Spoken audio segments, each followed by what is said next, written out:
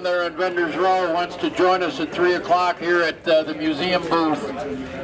Terry Cook's going to have a little story time, meet and greet, autograph session, have a cocktail or whatever time. So come on down and hang out. Romero right here was the PR director of the first National Truck-In. He and Terry Cook, who was the editor of Hot Rod Magazine, put this whole thing together 50 years ago. So we're kind of honoring them by being here, but they're honoring us by being here too to share this with all of us. So please welcome Al Romero, Rocky Mountain Vans of Denver, Terry Cook, former Hot Rod Magazine editor.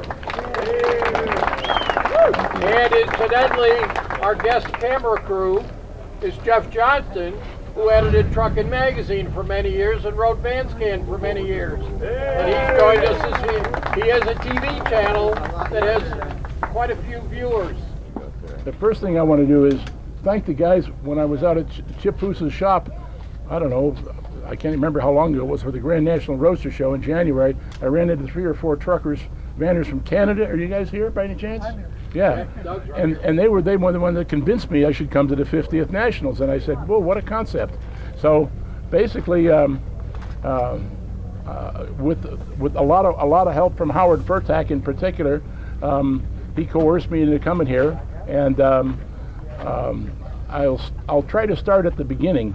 I was lucky enough to get a job at Carcraft Magazine as a staff writer, and working for Peterson Publishing back around 65, I guess it was, and it was great working for Carcraft. It was like being paid to sleep with Sophia Loren, except that the pay was low. And all the time that we were working at Carcraft, and Carcraft was zooming in sales because the muscle car thing was happening and drag racing was happening. We doubled the circulation of that magazine between 1965 and 1971. All the while, Hot Rod Magazine was backsliding in terms of sales, so they kept convincing me or whatever, enticing me to come across the hall at the same company and become the editor of Hot Rod, which I did. So one of the things that I did, because my responsibility was to sell magazines, we took the past 18 issues of Hot Rod Magazine covers and put them up on the wall in an office and put the sales figures underneath each magazine, how many we printed, how many we sold, etc. And we noticed, why do some magazines sell more than the others? And one of the things we noticed was there was a small postage stamp size picture of a van on the cover of one of the magazines that went whoop up in sales. So we did it again, and it went whoop, it went like that. And we said, well, hold on, folks, something's happening here. So that's how we found out about the van explosion that was happening back in 72, 73, that kind of a thing. And basically I said, Peterson Publishing, in print, I said, and I can't remember the specific issue, I said, Peterson Publishing as a company is not interested in producing events because they're afraid that if somebody falls down and break their leg, they will sue Peterson for all his money. So what is needed is if some club or some entity would step up and organize the first national truck-in, because there was the Street Rod Nationals, then there was the Drag Racing NHRA Nationals, and there was even Street Machine Nationals back then. And we said, well, what we need is somebody to step up and do it. Fortunately, somebody responded, and I'm going to hand the phone over to Al Romero for a minute, and he'll talk for a while. Yes, very polite. It was a wonderful event. Just so glad to have Terry Cook with us today, and I'm thrilled to death to be here. Both in our 80s, and I can't believe this. Just having a fantastic time. I was with the Rocky Mountain Vans at the beginning of this event, the first national truck-in.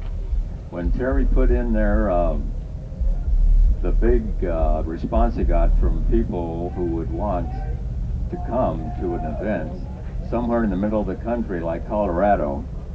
I was the PR man for Rocky Mountain Vans. I called Terry right away and I said, Terry, if this happens and you get a big turnout, I said, our club, Rocky Mountain Vans, will love to help you put it on. He said, okay. He said, I'll see what kind of response I get. And we left it at that. about 2 weeks, maybe 3 weeks later, calls me back. He said, Al, find a location. This is going to happen as soon as you can. I headed, I worked nights, but during the day, I headed for the mountains. I figured we're going to have a national truck-in. I wanted to show off Colorado. That meant to me heading to the mountains, somewhere in the mountains. And I went up to Breckenridge. They didn't want us, anything to do with vans. But I passed a place called Tiger Run on the way up there. A gentleman by the name of Glenn Campbell, not a singer, but his name was Glenn Campbell. He owned the whole event up there, Tiger Run, huge campground. I told him what we wanted to do with Hot Rod Magazine, and he said, you know, I think I'd like to try that. And the response, I called Terry Cook back, we have the location. He sent his crew down to cover our club up until the August event that we had the first national truck-in. And my lands, we had such it was a weekend like I had never seen before, but it was a beauty. And like I told the club when I came back to the club, I told them what we were going to do. I said, you guys hope you're ready for this.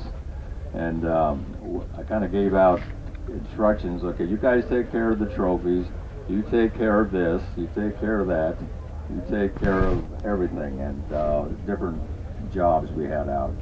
We gave a long distance award to some fella, little guy from below Mexico City. He got up here.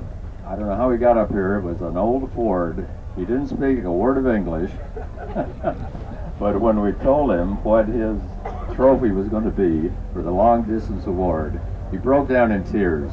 He was so thrilled, and we were all very emotional about that moment. But I did, like I told the club, I said, we've never done anything of this magnitude before. So I wanted to make sure we get it right. So I called Terry, I said, hook me up with a club in California, where it really all was big out there. Hook me up with a big club out there. I'm going to fly out and pick me up at the airport. I want you to take me to one of these events, big events you're having. I went out there with my notebook, and I couldn't believe, I said, half of these things don't even seem like they're legal that you guys do out here. But I was taking notes, subtracting, adding, subtracting, good idea, and I don't know, good idea, yeah, we'll think about it. Came back to the club, presented the whole ball of wax of what I saw in California, and we took it on from there. August 1973, we had the first national truck-in. I'd like to thank Terry Cook for putting that in the magazine. And one of the guys in the club saying, hey, this is what I saw in Hot Rod. And the rest is kind of like history. Called Terry Cook. We did a lot of communication over the phone. He sent his people down to cover our club and what we did up until the truck-in. And it turned out that with those of you who were there know what a fantastic event that was. Were any of you there? Roger. 1, 2, 3, 4, 5, 6, 7, 8, 9, 10.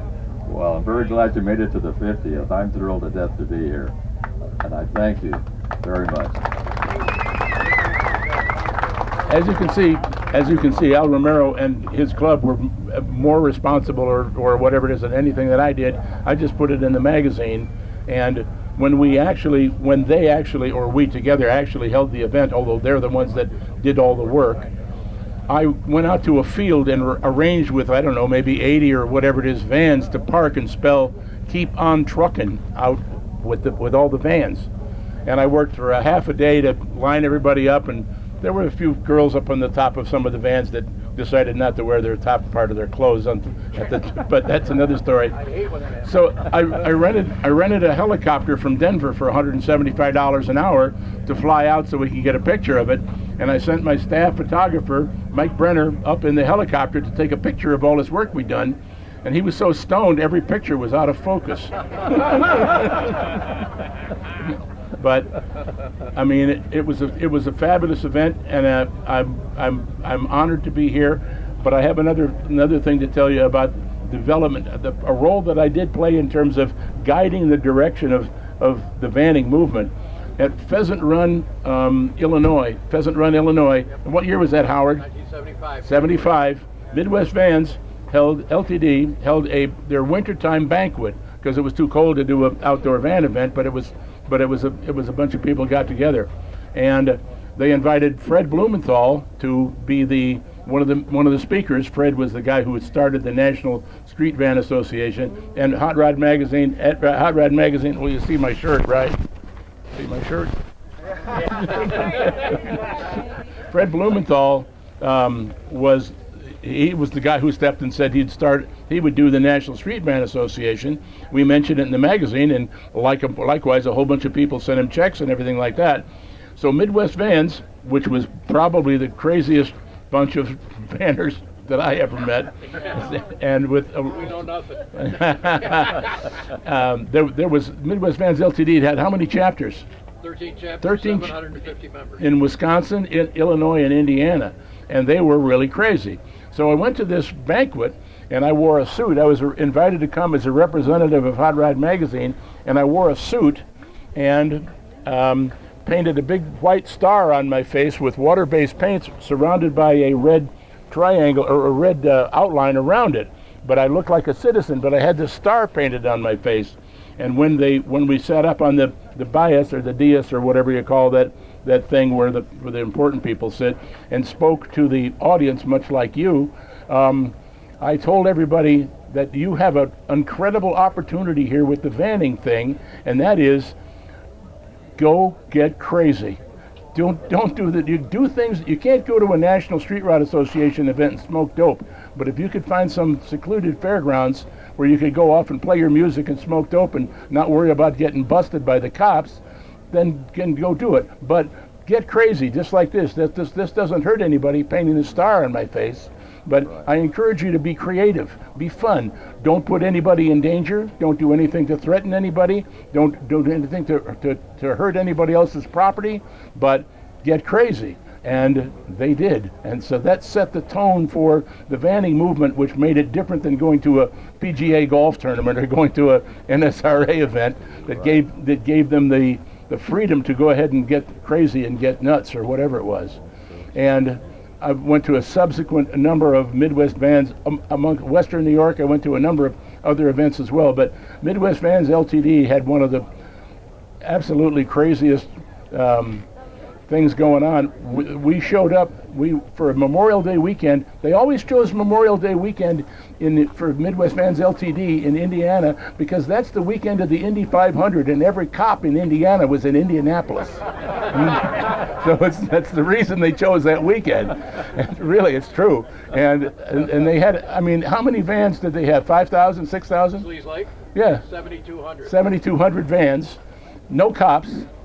And nobody got hurt. It was a fabulous event. Everybody had a great time, and we showed up I left from Wednesday night from Long Island with my pal Whale, and we drove to Monticello, Indiana. And when we got there at I'm going to say 9 o'clock in the morning, Fast and Bulbous George Cattell and Disney Dave and All Night Party and Don and a couple of the guys were slumped over the end of a bar that they had. The bar in their hometown had burned to the ground, and there was a section of bar that was like 6 feet long that was left, the kind that you put the part of the bar you put your elbow on and you put your drink on. And they said, we're going to build a bar right here on the spot around this bar. There's a barn that had fallen down that over there's all the firewood that you'll ever need over there, and there's a pole over here with electrical outlet if anybody's got a skill saw, and somebody had a hammer and somebody had nails and somebody had a skill saw, and we built this bar called the White Port Emporium that was about 8 foot by 8 foot. Anybody remember the White Port Emporium? Oh, yeah. They didn't sell drinks. They gave it away. They only had one thing, and that was white port wine over dry ice with Kool-Aid, any of your choice of 5 flavors of Kool-Aid, and you would wake up in the morning with either green arms or red arms, depending upon which flavor of Kool-Aid that you had been drinking, and it was free. It was in styrofoam cup. And so now it's 11 o'clock that morning, and there's guys who are showing up and saying, can we help? And we already had like 8 guys building a 8x8 wood structure. And we says, well, we got more guys than we need, but we're going to build a hotel across the street called the Heartbreak Hotel. And there's all the wood right over there. You see the big pile of wood. Get the wood, and we got a skill saw. Somebody's got nails, and boom, boom, boom. They built a bar. They built a hotel that I have a picture of in my book, which Howard has a copy of the book in his hands. We'll talk about the book in a minute, but we built this hotel across the street from the Whiteboard Emporium. Now, do you remember how your mother-in-law used to have a thing outside the window that would have laundry hanging on it? That would be a rope with 2 spools, and you'd run it back and forth. We built one that went from the Heartbreak Hotel to the Whiteboard Emporium, so you could sit on the front veranda of the Heartbreak Hotel and go like this, and we would wheel this cart across to the Heartbreak Hotel, and they'd put 3 or 4 fresh drinks of the white port wine and Kool-Aid and bring it back over to this side. And at the end of the event, they torched everything. They just absolutely burned it to the ground. But I did write a book called I Was There, which Howard has a copy of, and here's the deal. There is about 4 or 5 pictures in there, and one of the pictures is a picture of the Whiteboard Emporium that Howard has got there. Another picture is of the Heartbreak Hotel, and if in fact anybody wants a copy, if you write and you live in the United States, because the postage in the United States is like $2. If you give me $20, I'll send you the volume 1, or the second one is volume 2, which is other anecdotes and stories that I have to tell. Give me your name and mailing address in the United States and $20 cash per book, and give it to me. I'll take it home and I'll mail you one when I get home. It might take a week, but I'll mail it to you. And if you live in Canada or outside the United States, it's $20 for postage. It's absolutely insane, the difference between the difference. And I can guarantee you that all the money from selling the book is going to go toward paying for my rent-a-car, which was $240 or whatever it is. Howard and the organization that puts this on was kind enough to pay for my airplane fare and also pop for my hotel room. But I can't tell you how honored I am to be here and how bad I feel when somebody comes up to me and says, "Hi, remember me?" And I go, well, wait a minute, 50 years ago? It's a blur. So if I got that deer in the headlights look when you say that to me, that's because I can't remember all that. But I can't tell you how honored I am, how much fun I'm having, and I got to tell you, the culture that you guys have evolved in is unlike any. The vanning culture is unlike any other thing. You go to a Street Rod Nationals, you can't smoke dope at a Street Rod Nationals. I mean, you can't. It's just you can do what you want to do at a truck-in, and the friendship and the camaraderie amongst all you people to one to the other is like unlike anything I've seen in automotive, the whole automotive schmear. So God bless. If anybody has one of those books or anything a book that they would like me to sign an autograph, I'll be more than happy to do it. Questions? How many vans were at the first Nats? How many vans were at the first Nats? It came up with 600? something? Yeah, it was about 625, 625 and 650, right in that area. Yeah, 650, 625, yeah. Question. Shoot. Terry, is that the original kazoo? No, this is not one of the original kazoos from when we set the Guinness World Book of Records at Andy's Hideaway or wherever it was. Where I don't know how many people were playing kazoos, but thousands were playing kazoos. But this was an inspiration from one of the nicest people I've ever met, who's no longer with us, whose name is Rick Flame Kuvala, who passed away from cancer a couple of years ago. But he was very instrumental in terms of a whole lot of things that are in the vanning culture. But one of my favorite people. Questions? We had a leaf blower, and we took a 64-ounce bottle of plastic Coca-Cola bottle and cut the big end so that it was a flap door that would open and close, and we made the small diameter end of the 64-ounce thing go into the air intake of the leaf blower. And we first started out with styrofoam. We found a bunch of styrofoam, little pieces that we were shooting out of the leaf blower, and then we went to the food vendor who was selling seafood, and we filled the container full of shrimp heads and shrimp leftovers from stuff that people didn't want to eat, and a jar of glitter that somebody gave us, and we emptied the glitter in with the fish heads and took the leaf blower, and we went to where the concert was going on, and the band is playing, and the people are all standing around, and we're over here shooting this rain of fish heads and glitter on top of these poor unsuspecting people. Any other questions?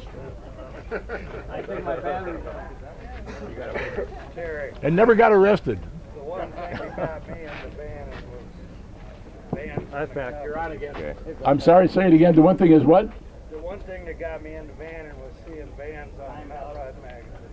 Wow.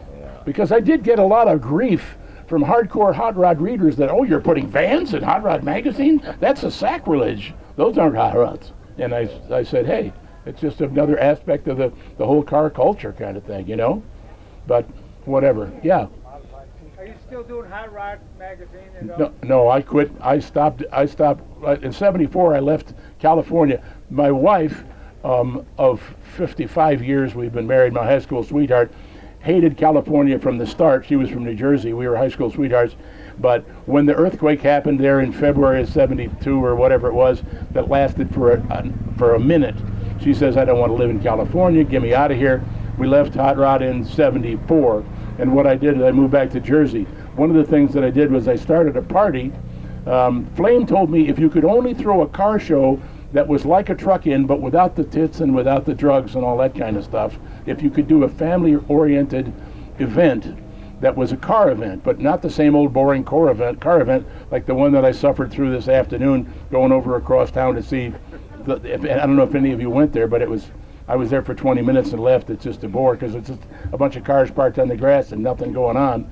So he says you need to have entertainment and different, unusual, oddball kind of things. So I rented a hotel, and a 520-room hotel, and hung a drive-in screen off the back of it and showed drive-in movies that were all triple feature monster movies, cheap Japanese science fiction movies, rock and roll movies, that kind of stuff from the 50s. Made the audience was for early vintage hot rods. It doesn't have to be it could be a stock 50s vintage vehicle, but as long as it was 50s. We hired 23 bands and had them performing indoors and had strolling a cappella. We had a prom on Sunday night with the girls dressed up in prom dresses and stuff like that. So I did a PG rated car event called Lead East that I did for 35 years and recently sold it, and by virtue of the fact that, sadly to say, my audience was dying because it was people who graduated from high school in 1960, and every year we lose a lot more of those, as is inflicted also a fate that the van movement is facing, if you noticed. But in any case, I did that, and I'm building custom cars that are influenced by French coach-built cars from the 30s that are hot rods, but they look like Delahaye's and Bugattis and cars that you guys are not familiar with.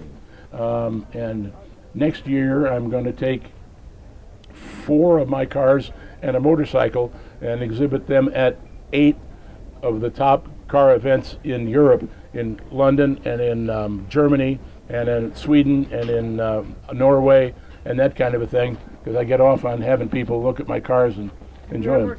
Do you ever see a van magazine ever being published again? Print magazine, print media is a dead Indian. It doesn't matter whether it's Vans or spelunking. I mean, the whole print thing is gone because the cost of paper kept going up, the cost of postage kept going up, and all of a sudden the internet comes along. You don't have to buy paper, you don't have to pay for postage. So the internet is definitely the answer in terms of any kind of a publication having a financial opportunity to exceed, unless you have a very unique niche market like Architectural Digest or something of that nature, or Cosmopolitan or whatever. Questions? I don't think I've ever told you the reason I'm a vanner is because of you. Really? Which, sorry. Well, if I knew that, Howard, I would maybe. Your magazine came out about the first national truck-in. I was married at the time, 20 years old. Yeah. She traveled a lot, I didn't. We said, that looks like might be fun. Yeah. We bought a van, magazine come out in December, bought a van in February, joined Midwest LTD in March, and here I am, 49 nationals later, still going at it. And I hate the fact that I missed Al's and Terry's the first one, but I'm doing what I can. So let's keep it going, all of us. when I moved back from Hot Rod Magazine, I started a magazine with a publisher by the name of Phil Engeldrum called Vans and Trucks. And we printed 13 issues of Vans and Trucks, and it sold like hotcakes. It sold like, there's a thing in the publishing business that when you were on the newsstand, back when magazine newsstand sales was an entity, which it's not really much anymore, if you would print so many magazines, you'd pay to print them, you'd pay to ship them, and the percentage of those magazines that you sold was an important thing in terms of your profit and loss. We had an unbelievable percentage of sale figures. Other publishers saw what we were doing, and within a matter of a few months, there were 12 other custom van magazines. Some of them maybe only lasted for one issue, but there were 12 of them, and we did Vans and Trucks magazine until the whole vanning thing peaked, as you're very, very well aware. Nice hat. Questions? All right. Anybody got tomorrow's lottery number? Hey, can we have the guys who were the first line up? Sure, great idea. Great idea. Anybody who was at the first National Truck-In, why don't you get together here and stand behind us? Do a photo op right Yeah, here. stand right behind us. Yeah, great. Over there, you bet. All right, everybody hold up a joint.